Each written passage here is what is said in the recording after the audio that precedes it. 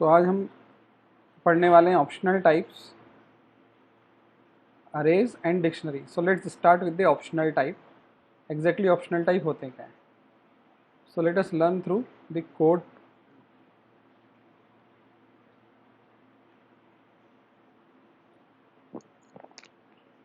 Yes, let us run through the code.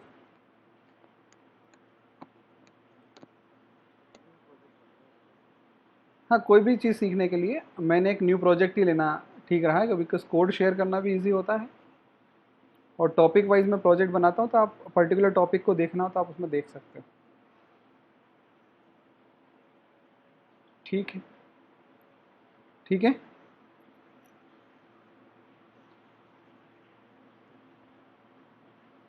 ठीक है sir. Okay.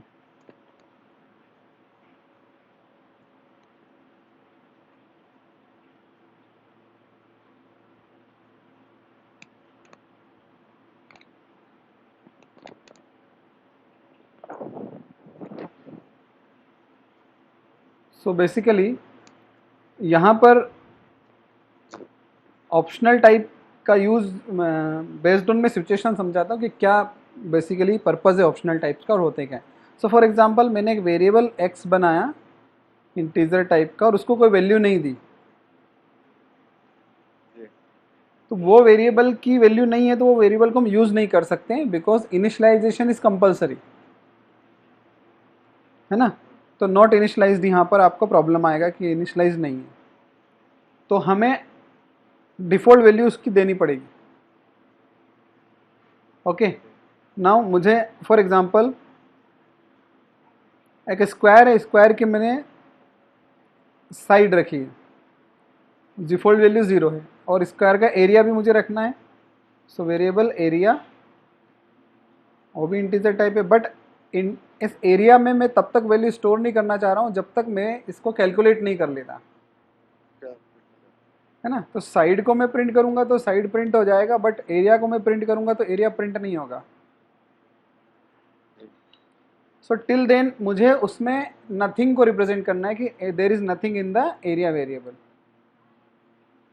Other programming languages में उसको नल बोलते हैं. नल सुना होगा आपने.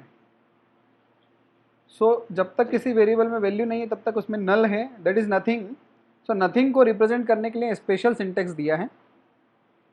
स्पेशल सिंटेक्स क्या है कि if you want to represent nothing in variable, if you want to store null in a variable, that variable should be of special category which allows to store null or which allows to represent null. So whenever you want to allow a variable to represent null or nil, here we call it nil, then you have to declare it as an optional type using the question mark. Okay. So it means the default value of this variable is nil. Now there is no need to put any value inside it. So if I print it, I will get nil. So this optional type is nothing but a category of same types with the capability to allow nil.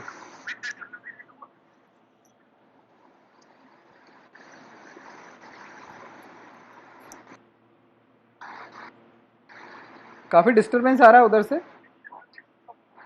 जी. काफी disturbance, हाँ disturbance आ रहा था काफी उधर से. शायद वो आपका प्लग थोड़ा सही नहीं लगा है ईयरफोन का. अब आ रहा है सर? हाँ आ रहा है, हल्का हल्का आ रहा है शायद थोड़ा सा. ठीक है अभी. ठीक है. लगा लेता हूँ. हाँ हेडफोन लगा लीजिए क्योंकि वो थोड़ा सा प्रॉब्लम आ रहा है वहाँ.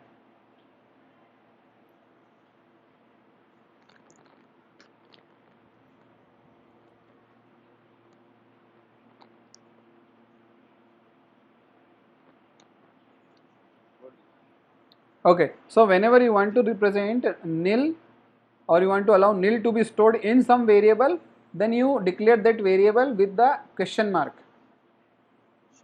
Yeah. So now I can write here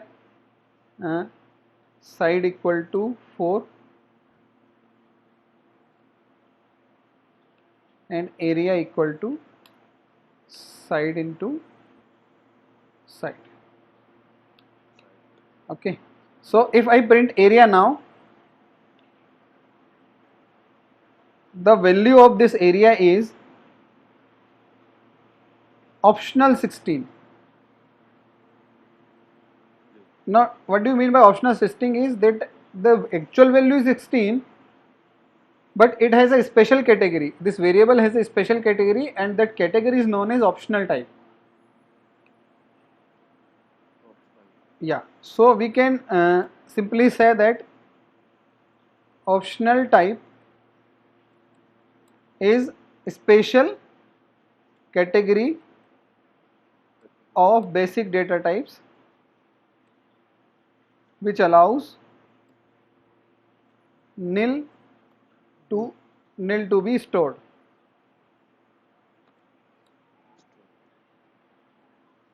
Getting my point?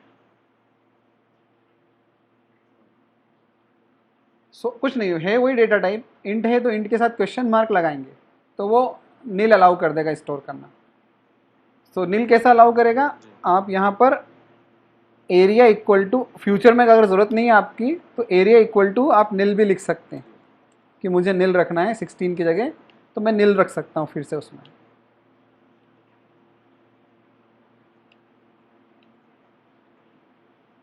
तो ये मैंने यहाँ पर उसमें फिर से नील रख दिया, फिर से नील रखा. ओके, लेकिन अगर कोई वैल्यू रखना चाहता हूँ तो वैल्यू भी रख सकता हूँ. जैसे मैंने यहाँ पर फिर से लिखा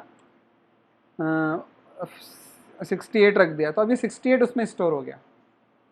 बट जब मैं उसको यूज़ करूँगा तो वो इस तरह से यूज़ में आएगा. जब मैं प्रिंट करूँगा, गेट करूँगा उसकी वैल्यू को, तो वो ऑप्शनल बताएगा कि this is a optional kind of variable. Direct value नहीं आएगी. बट अगर मैं इसी तरह से सिंपल साइड को प्रिंट करता हूँ तो साइड मेरा नॉर्मल वेरिएबल है, साइड के साथ ऑप्शनल लिखा हुआ नहीं आएगा.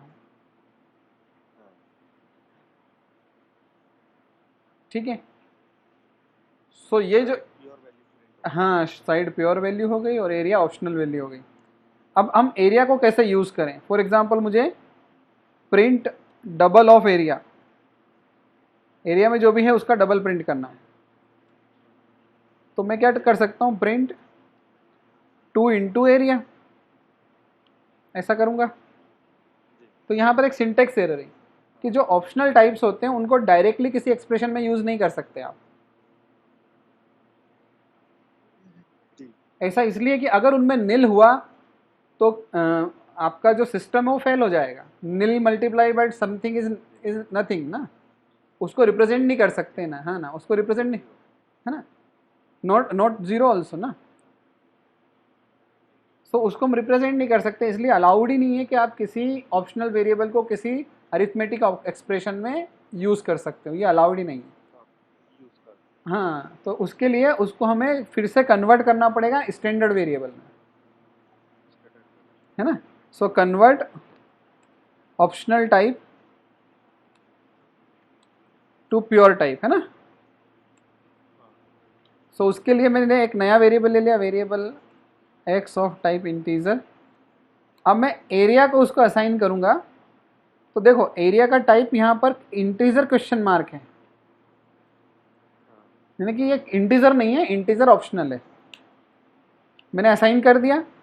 अब मैं प्रिंट करूँगा एक्स को. If I compile this code, यहाँ पर एक सजेशन है कि आप एक स्टैंडर्ड वेरिएबल के को एक ऑप्शनल वेरिएबल की वैल्यू असाइन करने वाला हो जो कि इनकम्पेटिबल है. एरिया जो है स्टैंडर्ड इंटीजर नहीं है, ये ऑप्शनल इंटीजर है. और एक्स क्या है, स्टैंडर्ड इंटीजर है. तो यहाँ पर दोनों में टाइप में डिफरेंस आ गया. इस टाइप को हटाने के लिए आप एरिया के साथ में क्वेश्चन एक्सक्लेमेशन मार्क लगा दो. Now exclamation mark actually convert optional type two pure type. अब वो कंपेटिबल हो गया कि एरिया के अंदर जो एक्चुअल वैल्यू थी जो 68 थी, अब आपने वो 68 निकाल ली उसमें से, और फिर वो 68 आपने एक्स को असाइन कर दिया.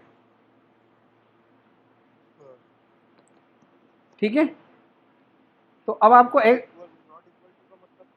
यह नॉट इक्वल टू नहीं है, यहाँ पर ये नॉट नहीं है. फिर से बता, this symbol is to exclamation है, और इस सिंबल को हम बोलते हैं अनरैपिंग, अनरैपिंग ऑप्शनल, है ना। ऑप्शनल को अनरैप करना, इस सिंबल का मीनिंग है unwrapping optional, means unwrapping area. तो आप अब आप एक्स को तो यूज कर ही सकते हैं, जैसे मैंने यूज किया यहाँ पर, एक्स तो प्योर हो गया,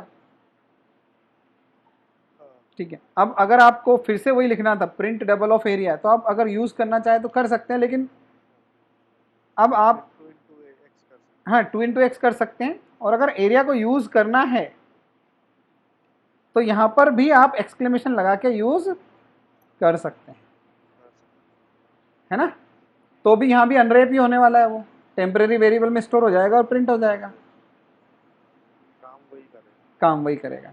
so before using the optional variable you should unwrap it using the exclamation mark to make it pure variable. Okay, similarly मैं एक और बना लेता हूं यहां पर, let's say variable salary of type float equal to, हाँ अब मैं सैलरी मेरे पास अभी नहीं है, तो जब तक नहीं है तब तक मैं क्या बना लेता हूं उसको, ऑप्शनल, है ना, ऑप्शनल बना लेता हूं। तो इसका फायदा क्या है ऑप्शनल बनाने का, अगर मैं सैलरी यूजर से पूछ रहा हूं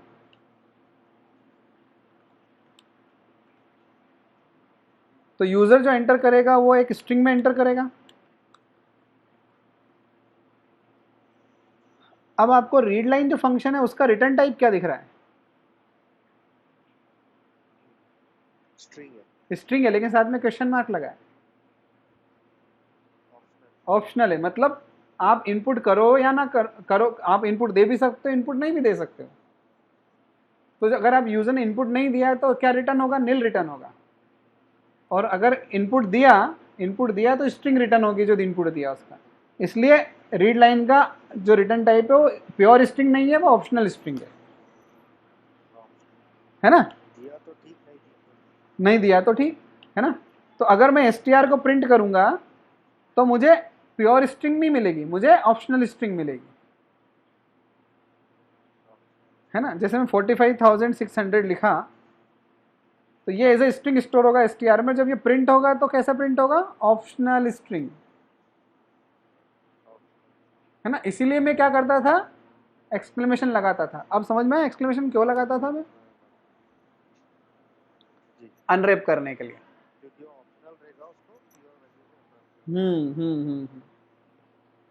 अब ऐसे कैसे मैंने सैलरी को ले लेता हूं मैं, अब सैलरी में सैलरी फ्लोट टाइप है तो उस स्ट्रिंग को हम फ्लोट में कन्वर्ट करते हैं। तो आप यहां पर ध्यान से देखना, मैं कंपाइल कर रहा हूं इसको, सिर्फ कंपाइल कर रहा हूं, यहां पर कोई सिंटेक्स प्रॉब्लम नहीं है, मैंने कंपाइल किया प्रॉपर्ली, सब बिल्ड सक्सीडेड आ गया।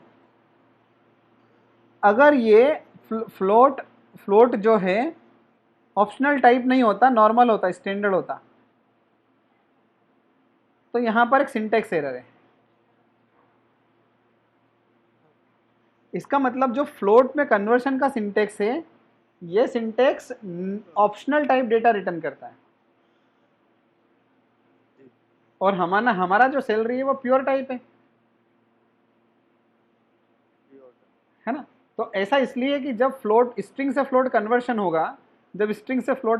होगा, तो अगर कन्वर्शन नहीं हो पाए तो क्या रिटर्न करेगा, तो वो रिटर्न करेगा निल, ठीक है। इसलिए मैंने इसको ऑप्शनल टाइप बना दिया सैलरी को, और मैं प्रिंट कर रहा हूं सैलरी की वैल्यू। अब मैं इसको रन कर, है ना, अब मैं देखना समझना, अब मैं इसको रन कर रहा हूं तो देखना रिजल्ट क्या आएगा।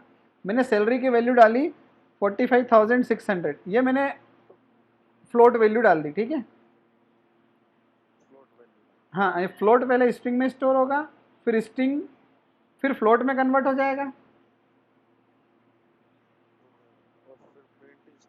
है ना। तो मैं जैसे रन कर रहा हूं आ गया, बट ऑप्शनल आया, क्यों, क्योंकि इसका रिटर्न टाइप भी फ्लोट कन्वर्शन का रिटर्न टाइप भी ऑप्शनल था, और सैलरी का डेटा टाइप भी ऑप्शनल ही था। अब मैं अगर रन कर रहा हूं, देखना मैं रन कर रहा हूं फिर से, लेकिन अब की बार मैंने हेलो लिख दिया। अब सैलरी की वैल्यू हेलो हो सकती है क्या,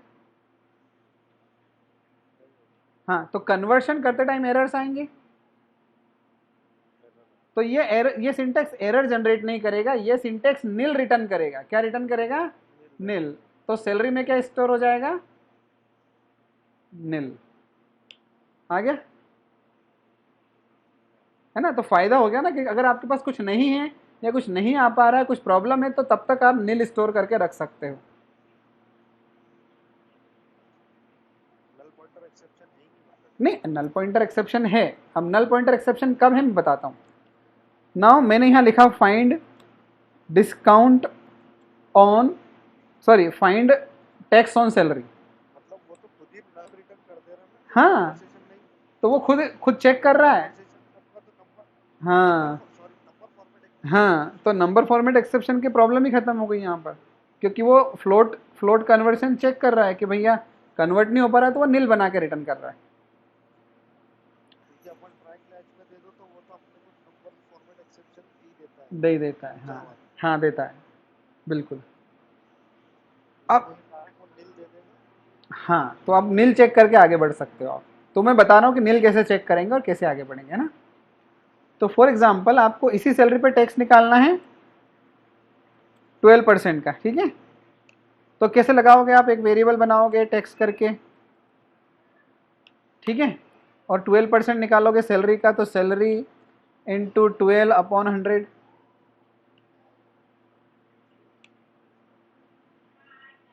अब अगर आप ये लॉजिक बनाते हो तो इसमें सबसे बड़ी प्रॉब्लम है कि सैलरी जो है ऑप्शनल टाइप है। हाँ, और मैंने बताया कि सैलरी अगर कोई सैलरी को आपको इंटीजर करना पड़ेगा। हाँ, सैलरी को आपको अनरैप करना पड़ेगा। क्यों? क्योंकि ऑप्शनल टाइप किसी भी अरिथमेटिक एक्सप्रेशन में यूज में नहीं आ सकते। तो मैं, एक्सक्लेमेशन दे दे इसका आगे। हाँ, अब मैं एक्सक्लेमेशन दे दूं, ठीक है? तो ये अनरैप हो गया। अब मैं फिर से रन करता हूं, मैंने रन किया, अब सिंटेक्स एरर नहीं है, रन हो गया। मैंने वैल्यू डाल दी यहाँ पर 43,200, मेरा 12% का टैक्स निकल के आ गया। हाँ लेकिन अगर मैंने सैलरी गलत इनपुट दिया होता हेलो, तो क्या होता समझना। हेलो की वजह से सैलरी में नील स्टोर होता, हाँ, और नील को जब हम नील को कैलकुलेट कर, नील को कैलकुलेट करेंगे तो अब एक्सेप्शन आएगा। देखना, मैं हेलो टाइप करके एंटर कर रहा हूं, अब देखो एक्सेप्शन आया। आया, हाँ अनएक्सपेक्टेडली फाउंड नील। तो फाउंड नील, नील किस लाइन पे आया? अनरैप करने की लाइन पे, कैलकुलेशन पे नहीं आया, अनरैप करने पे। तो कैलकुलेशन के बेस अनरैप हो रहा है इसलिए। हाँ, नील, हाँ, पहले अनरैप हो रहा है, और अनरैप करते टाइम नील मिला, तो अनरैप का जो ऑपरेटर है, ये अनरैप का जो ऑपरेटर है, ये एरर थ्रो करता है ना? इसलिए जब भी आप ऑप्शनल टाइप को यूज करो तो एक चेक लगाओ, if salary not equal to nil, और उसके बाद कोड लिखो। ठीक है, समझ में आ गया? हाँ, तो नील का चेक लगाना जरूरी है अगर आप ऑप्शनल टाइप यूज कर रहे हैं, तो अदरवाइज रन टाइम पे एरर आने के चांस है। नील को चेक करना ही पड़ेगा। हाँ, नील को चेक करना ही पड़ेगा आपको।